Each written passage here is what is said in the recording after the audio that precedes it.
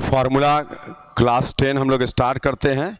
इसके पहले बहुत सारा फार्मूला हम लोग सीखे हैं और भी उसमें जो कंटिन्यूड है उसको देखते हैं और सभी यूज़फुल फार्मूला आपको कराया जा रहा है। जैसा कि मालूम होगा क्लास 1, क्लास 2, क्लास 3, क्लास 4 ऐसे लगातार फार्मूला का ही क्लास दिया जा रहा है, क्योंकि मैथमेटिक्स में फार्मूला का एक अहम रोल होता है और जब फार्मूला आपको याद होता है तो कोई भी चीज़ ईजिली उस पर सॉल्व हो जाता है।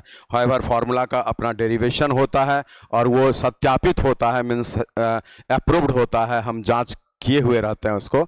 लेकिन कंपटीशन में कम समय में बनाने के लिए उन सारे फार्मूला को टंग पर रखना पड़ता है, ठीक है। इसीलिए हम लोग यहाँ पर क्लास 10 स्टार्ट करते हैं और इसमें जो फार्मूला आज हम लोग लेंगे वो प्रोग्रेशंस पर आधारित, ठीक है। ऐसे अब इसका अर्थ क्या होता है वो चीज़ समझिए। देखिए, जब किसी भी सीरीज में एक सिस्टम होता है तो उसके लिए फॉर्मूला क्रिएट हो सकता है और होता है, लेकिन अगर किसी सीरीज में कोई सीक्वेंस ना हो तो उसके लिए कभी भी फॉर्मूला क्रिएट नहीं किया जा सकता है, चाहे आप कितना भी उस पर रिसर्च करेंगे।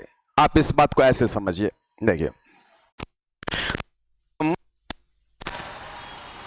1 2 3 4 5 ऐसा लिखते हैं। फिर जब हम 1 2 3 4 5 ऐसा लिखते हैं और अप टू n कर देते हैं सपोज ऐसा, तो निश्चित रूप से ये जो दिखता है ना, ये सिस्टमेटिक है। और ये सिस्टमेटिक है तो इस जगह पर क्या है कि हम इसका सम टोटल इजीली निकाल सकते हैं। मीन्स आज अगर इस जगह पर इन सारे का योगफल निकालना होगा तो आप लिखते क्या है, n+1 और बाय में 2 ऐसा। तो ये फॉर्मूला डिराइव हो गया। क्यों? क्योंकि ये सिस्टमेटिक है, एक एक बढ़ रहा है ऐसे करके। और जिस सिस्टम में ये अभी है इसी को हम अरिथमेटिक प्रोग्रेशन बोलेंगे, ठीक है। तो आज इसके आधार से एपी को भी हम लोग देखेंगे। तो बोले यहां पर पहले हम जो है ये जो फॉर्मूला लिखे हैं इसको लैंग्वेज में बोलते हैं, ये क्या है। तो प्रथम n प्राकृत संख्याओं, नेचुरल नंबर्स है, प्राकृत संख्याओं का योगफल। तो बोले आपको ये लैंग्वेज याद कर लेना है कि प्रथम n प्राकृत संख्याओं का योगफल का कभी भी काम पड़े तो आप यही फॉर्मूला n+1 और बाय में 2 लगा देंगे, है ना। तो ये एक फॉर्मूला हो गया, है ना। इसी चीज को हम यहां भी लिखे हुए ऐसे। लेकिन बोलिए, जब हम 1 का स्क्वायर, 2 का स्क्वायर, 3 का स्क्वायर ऐसा करते हुए बढ़ते हैं और ये अप टू n स्क्वायर लिख देते हैं, तो आज इसका भी अगर हम योगफल लेना चाहेंगे तो इस जगह पर जो योगफल का फॉर्मूला होता है ये आपका चलता है n+1, 2n+1 और बाय में 6 ऐसा, ये चीज। तो बोले ये सेकंड फॉर्मूला आपको इस जगह पर आ चुका है और इसको लैंग्वेज में याद करिए। तो क्या है, प्रथम n प्राकृत संख्या का योगफल n+1/2 और ये है प्रथम n प्राकृत संख्या के वर्गों का सम टोटल बराबर n+1, 2n+1 divided by 6। Okay, अब आइए अगला तीसरा सिचुएशन। अब यहां तीसरा में हम लोग लिखते हैं जैसे 1 का क्यूब है, 2 का क्यूब है, 3 का क्यूब है, ऐसा ही 4 का क्यूब है और आगे इस प्रकार से n का क्यूब लेते हैं। तो इस जगह पर भी जब हम इसका योगफल लेना चाहेंगे तो इसका फॉर्मूला जो बनेगा वो बनेगा n+1 बाय में 2 और पूरे का होल स्क्वायर ऐसा। इसको जल्दी से नोट कर लीजिए। इसी हिसाब से आप प्रथम n नेचुरल नंबर्स के घनों का योगफल है। ये क्या है, पढ़िए। प्रथम n प्राकृत संख्याओं, n प्राकृत संख्याओं के घनों का योगफल, है ना। के घनों का, घन किसको बोलते हैं, क्यूब को, है ना। तो घनों का योगफल और यही बराबर में आपका n+1, 2n+1 बाय में 6 है। तो चलिए ये आपको हम लैंग्वेज में भी यहाँ पर बोल दिए, लिख भी दिए, लेकिन कोई एक चीज आपको याद कर लेना है। आप वैसे याद रखिए चाहे ऐसे याद। हाँ, ये इसका है ना घनों का, तो यहाँ पर n+1 और बाय में 2 और पूरे का होल स्क्वायर। जो ये फॉर्मूला आपका है n+1 बाय में 2 और पूरे का होल स्क्वायर ऐसा। तो चलिए ये 3 फॉर्मूला हम लोग देख लिए, जिसमें प्रथम n नेचुरल नंबर्स का योगफल लिए, प्रथम n नेचुरल नंबर्स के स्क्वायर्स का योगफल लिए, प्रथम n नेचुरल नंबर्स के क्यूब का योगफल लिए। अब यहां से आगे बढ़ते हैं। चौथा सिचुएशन, ध्यान से सुनिए क्या बोला जा रहा है इसमें। देखिए चौथे सिचुएशन में फिल करिए। बोले जब हम यहां पर a+d, a+2d, है ना, इस प्रकार से आगे बढ़ते हैं a+3d एंड सो ऑन। तो इसको हम बोलते हैं अरिथमेटिक प्रोग्रेशन, अरिथमेटिक प्रोग्रेशन, और शॉर्ट फॉर्म में बोल देते हैं एपी। तो आपको याद होगा कि एपी, जीपी और एचपी से प्रश्न आपको पूछा जाता है रेलवे में भी और एसएससी में भी। कहां से? एपी, जीपी और एचपी से। बोले जब गैपिंग सेम होता है ना, वो प्लस सेम बढ़े, जैसे +1 बढ़े, +1 बढ़े ऐसे, या -1 घटे, या +2 बढ़े, -2 घटे, ये सभी प्रोग्रेशन अरिथमेटिक प्रोग्रेशन होगा। मीनिंग गैपिंग इक्वल होना चाहिए चाहे जितने का भी हो, इसीलिए यहां ऐसा लिख दिया गया। आप देखिए आज इसके लिए अगर हम लिखते हैं जैसे 1 2 3 4, ये एपी में है। अगर हम लिखते हैं 1 3 5 7, ये भी एपी में है। अगर हम लिखते हैं 1 10 19 ऐसा करते हुए ना, 19 28, तो ये भी एपी में है, क्योंकि यहां पर एपी का पहचान है कि आज इससे 9 बड़ा, इससे 9 बड़ा, इससे 9 बड़ा, तो ये एपी ही होगा। और इसीलिए एपी का रियल पहचान होता है कि एपी हम तभी बोल सकते हैं किसी भी प्रोग्रेशन को जब आपका second term minus first term बराबर में थर्ड टर्म माइनस में सेकंड टर्म बराबर में फोर्थ टर्म माइनस में थर्ड टर्म, ये आता रहे ऐसा, तो इसी को हम लोग एपी बोलते हैं। मीनिंग है अरिथमेटिक प्रोग्रेशन में दो लगातार पदों के बीच का अंतर इक्वल होता है, इस बात पर आपको ध्यान देना है। इसके लिए लिखा जाता है T2 - T1 must be equal to T3 - T2 must be equal to T4 - T3 and so on. ये कहलाता है एपी। चलिए अब एपी में होता क्या ना कि आपको फॉर्मूला इस जगह पर चौथा में क्या यूज हो जाएगा वो चीज देखिए। यहां पर आपसे बोलता है एक अरिथमेटिक प्रोग्रेशन में एनवा पद बता दीजिए, जैसे इसका 100वां पद, इसका 200वां पद, इसका 130वां पद, कुछ भी, तो ये इस फॉर्मूला से निकल जाता है। हम आपको फॉर्मूला का क्लास दे रहे हैं, न कि अभी प्रोग्रेशन पढ़ा रहे हैं। सिर्फ फॉर्मूला कौन सा यूज करना है, मिनिमम और वही मैक्सिमम हो जाएगा। Means minimum formula will be the maximum for your whole syllabus, है ना। इसी चीज को समझना है और उसी के अकॉर्डिंगली आपको ये क्लास लिया जा रहा है। अब यहां पे हम लोगों को summation up to n terms लेना पड़ता है, तो वो बन जाता है n/2 और यहां पर 2a और plus n-1 common difference d, ऐसा। तो ये दो फॉर्मूला इस अरिथमेटिक प्रोग्रेशन में।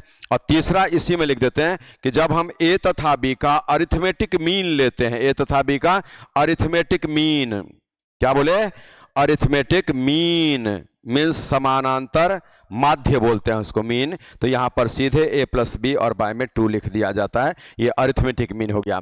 अरिथमेटिक मीन क्यों वैसा हो जाता है जब हम अरिथमेटिक मीन निकालना चाहते हैं? बोले a और b के बीच में अरिथमेटिक मीन लेना है, मीनिंग है यहां पर x होगा सपोज अरिथमेटिक मीन ये, तो यहां पर रिलेशन आएगा x - a बराबर में b - x, और तब बनेगा 2x बराबर a + b, और इसलिए x का मान निकल जाएगा जो a + b डिवाइडेड बाय 2 हो जाएगा, ऐसा। तो ये अरिथमेटिक मीन क्यों वैसा होता है, ये जो लिखाया गया है, x आपका यहां पर अरिथमेटिक मीन है और ये इसी फॉर्मूला से आपको आराम से निकल जाता है।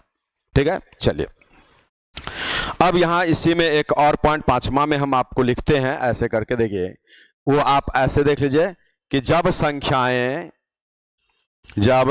संख्याएं समान अंतराल पर हो, एट द सेम इंटरवल, समान अंतराल पर हो, ठीक है, तो औसत, है ना, यही औसत जो माध्य बोला जाता है, औसत, है ना, यहां पर औसत जो लेते हैं एवरेज, है ना, वही अरिथमेटिक मीन है। तो इस जगह पर औसत जो निकालते हैं वो हम लोग क्या करते हैं, ठीक बीच वाली संख्या माने मिड नंबर जो होगा वही आपका औसत कहलाता है उन सारे नंबर्स का, चाहे वो नंबर्स कितना भी लिखा रहे। अगर गैपिंग सेम होगा तो ठीक मिडिल पोजीशन में जो आएगा मिड नंबर जो होगा, मींस मिड पोजीशन जो होगा वही आपका औसत होगा। और इसी में हम ये भी लिखते हैं कि जब संख्याएं, जैसे देखिए आज इसको पहले दिखा दे रहे हैं कि अगर इसमें एक एग्जाम्पल आपको दें, जैसे ये 2 है, 4 है, 6 है, 8 है, 10, ऐसा। बोले गैपिंग तो सेम देख लिए, तो मिडिल में ये है, तो यही आपका एवरेज हो जाएगा, मीन्स ये इन सारे नंबर्स का एवरेज होगा। अगर आप यहाँ पे 1 3 5 7 ऐसा लिख देते हैं और यहाँ पे क्या होगा 1 3 5 7 और 9, तो आपका यहाँ पर ये बीच में ये निकला, तो ये इसका एवरेज होगा। अगर आपके मन में आता होगा कि 4 ही संख्या होगा तो क्या करेंगे, कोई दिक्कत नहीं है। बोले 2 4 6 8 ऐसा 4 ही नंबर आपको दिया गया, तो मिड में यहाँ पर एक पॉइंट आएगा जो 4 और 6 के बीच में 5 दिखेगा, 4 + 6/2 से, और ये इस सारे नंबर्स का एवरेज होगा। आप देख भी सकते हैं 8 6 14 4 18 20/4 से आपका 5 हो गया। क्योंकि जब हम औसत का बात करते हैं, एवरेज का बात करते हैं, वो नंबर आपका सिस्टमेटिक हो या अनसिस्टमेटिक हो, तो ये तो इसका आधार का फॉर्मूला है, means basic formula, fundamental formula है। और क्या फॉर्मूला है? तो आप सारे नंबर्स को जोड़ते हैं और जितना संख्या होता है उसी से भाग लगाते हैं। तो ये तो एवरेज का एक ही फॉर्मूला इनफ होता है किसी भी पोजीशन को डील करने के लिए। बट अगर आप में गैपिंग सेम होता है तो इस पे बनाने में टाइम लगेगा ज्यादा, हम उसको मिनिमाइज कर लेते हैं। लेकिन गैपिंग अगर अनइक्वल होता है तो इसी फॉर्मूला का हेल्प लेना पड़ता है। You must know the situation, the fact. Okay, अब हम आते हैं 5 के बाद में 6 नंबर पर। बोले 6 नंबर में क्या होता है? एक ऐसा प्रोग्रेशन हो जाता है जिसको हम बोलते हैं geometric progression. Geometric progression, GP बोलते हैं। और जीपी का अर्थ होता है, जैसे देखिए, अगर हम 1 का 2 फोल्ड किए, 2 का 2 फोल्ड किए, फिर 4 का 2 फोल्ड किए, 8 का 2 फोल्ड किया, ऐसा, तो ये जीपी हो जाता है। जीपी का अर्थ होगा A R square, A R cube and so on, ऐसा ये जीपी होता है। मीन्स जीपी का पहचान क्या है? जीपी का, तो जीपी हम तभी बोलेंगे जब T2 by T1 must be equal to T3 by T2 must be equal to T4 by T3, ऐसा एंड सो ऑन, ऐसा ये जीपी का पहचान होता है। मीन्स सेकंड पद by first, third by second and so on, ऐसा ये जीपी होता है। अब जीपी में भी क्या होता है? जैसे इसका फॉर्मूला हम लेते हैं इसी छठा पॉइंट में कि एनमा पद कैसे निकलेगा, तो लिखागा ए आर पावर में n-1, ये आप नोट कर लीजिए, ए आर पावर में n-1, ऐसा, ठीक है। अब यहां पे दूसरा फॉर्मूला बी लिखते हैं। अगर summation up to n terms लेना रहता है तो ए आर एन माइनस में 1 और बट्टा में आर माइनस में 1, ऐसा ये लिख लेंगे। ये किसके लिए? तो समेशन अगर लेना पड़ेगा ज्योमेट्रिक प्रोग्रेशन में n पदों का, तब ये फॉर्मूला। लेकिन इसी जगह पर हम सी में पॉइंट आपको लिखते हैं कि कभी कभार क्या होता है कि कॉमन रेशियो लेस देन 1 हो जाता है। तो इस कंडीशन में आप जो है summation up to n terms जो लेते हैं उसके लिए a, और यहां 1 माइनस आर पावर n, और यहां से 1 माइनस आर, उसी फॉर्मूला को उल्टा कर देते हैं कैलकुलेशन को इजी करने के लिए, नेगेटिव साइन से बचने के लिए। लेकिन इसी में एक चौथा पोजीशन कि r मींस कॉमन रेशियो जो है वो अगर लेस देन 1 होता है तो summation up to n terms, अगर n अप टू इन्फिनिटी होता है, अप टू इन्फिनिटी, तो इस कंडीशन में हम सीधे फॉर्मूला लेते हैं a और यहां 1 माइनस आर। बस इस फॉर्मूला पर रेलवे में 2-3-4 बार क्वेश्चन पूछा जा चुका है। डायरेक्टली इससे बन जाएगा, जल्दी होगा। अगर आप वो पॉइंट याद नहीं रखेंगे तो बनेगा क्वेश्चन, लेकिन इसके हेल्प में थोड़ा टाइम जरूर से ज्यादा लग जाएगा। ये ज्योमेट्रिक प्रोग्रेशन होता है। चलिए छठा के बाद हम 7वां में ज्योमेट्रिक मीन लिख देते हैं। मीनिंग आप यहां पर लिख लेंगे 7वां पॉइंट में ए तथा बी का ज्योमेट्रिक मीन बराबर अंडर रूट ए बी होता है। ये क्या है? गुणोत्तर माध्य बोलते हैं। हिंदी में अगर लिखना चाहें तो आप लिखेंगे गुणोत्तर माध्य। क्या बोलते हैं? गुणोत्तर माध्य। हम उतना ही फॉर्मूला आपको लिखाएंगे जो लोड आपका नहीं बढ़े अननेसेसरीली, बस काम हो जाए, वहां पर आपको जो पूछे वो सारा बन जाए, है ना, उसका 100% गारंटी आपको दे रहे हैं। ए तथा बी का ज्योमेट्रिक मीन ऐसा क्यों हो गया? क्योंकि अगर हम बीच में यहां पर रखेंगे यही हमारा ज्योमेट्रिक मीन होगा, तो इस कंडीशन में x बाय ए जो होगा वो b बाय एक्स होगा। और आगे जब हम बढ़ेंगे तो यहां पर एक्स स्क्वायर बराबर में a इंटू बी होगा, और इसी से x जो निकालेंगे वो अंडर रूट ए बी होगा, और x को शब्द में आप लिखेंगे तो ज्योमेट्रिक मीन होगा। ऐसा ये कारण भी आपको हम यहां पर दिखा दिए। चलिए 7 नंबर के बाद आते हैं अगले 8 नंबर पर, जो कि बहुत ज्यादा नहीं है इसमें, बस सीधे देखिए हार्मोनिक प्रोग्रेशन जो है ये आपके सिलेबस में, इंटरमीडिएट में काफी अच्छा रोल इसका भी है ना, एचपी बोलते हैं, लेकिन आपके सिलेबस में इसका रोल बहुत छोटा है। और हार्मोनिक बोलते हैं, जैसे देखिए अगर आपका ABC AP में होगा, आर इन अरिथमेटिक प्रोग्रेशन ऐसा, तो आप जो है ना 1 बाय ए, 1 बाय बी और 1 बाय सी जैसे लिखेंगे तो ये are in harmonic progression. Means AP का जो भी टर्म्स है उसको 1 बाय करके आप बढ़ा देंगे तो वो जो आएगा वही आपका हार्मोनिक प्रोग्रेशन होता है। आज A तथा B का अगर आप हार्मोनिक मीन निकालना चाहते हैं, HM हार्मोनिक मीन, तो ये बनता है 2AB और बाय में A प्लस B। इस फॉर्मूला को आप जरूर नोट कर लीजिए, ये हार्मोनिक मीन हो गया, है ना, ये एक फॉर्मूला यहां पर बन गया है। और ऐसा क्यों होता है? क्योंकि जब हम A और B को लिखते हैं, A और B ऐसे कि HP में है, सपोज A और B HP में है ऐसा, तो इस कंडीशन में हम यहाँ पर हार्मोनिक मीन x ले लेते हैं, ठीक है। ये आपका x जो है ये हार्मोनिक मीन कर देते हैं, HM हार्मोनिक मीन A और B का, ठीक है ऐसे। तो इस जगह पर क्या होगा सॉल्यूशन में 1/A 1/x और 1/B जो होगा ये तो AP में हो जाएगा, और AP जैसे होगा तो T2 माइनस में T1 बराबर में आपका T2 और T3 माइनस में T2।